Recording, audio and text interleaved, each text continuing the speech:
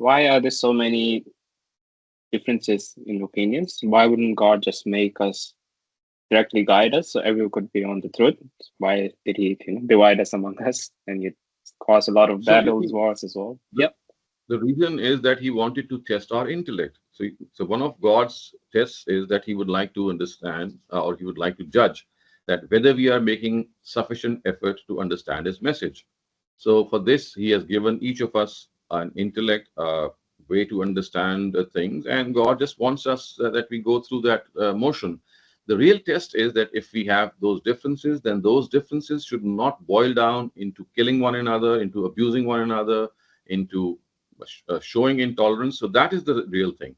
God has said in the Quran that had He wanted, He would have created one community, and people would not have differed at all. But the reason that He has not done so is that He would like to give the choice of what a person thinks to be right to that person, instead of dictating what he should follow or she should follow. That would be a mechanical thing. There would be no test left then. So what God does is He gives you what the right path, and He gives you the choice to choose it. And in our process of choosing the right path, we might have a different interpretation of the right path.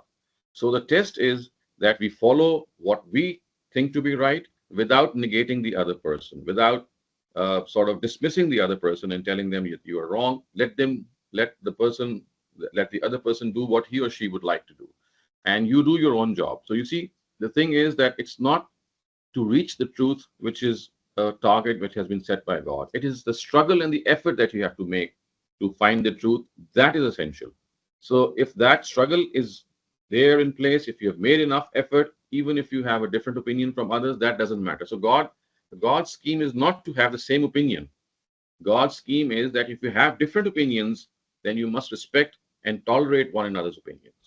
And that is our real test. Otherwise, there would have been no test of intellect, and we would have been like robots or mechanically monitored individuals who don't have a choice of their own, who don't have any free will.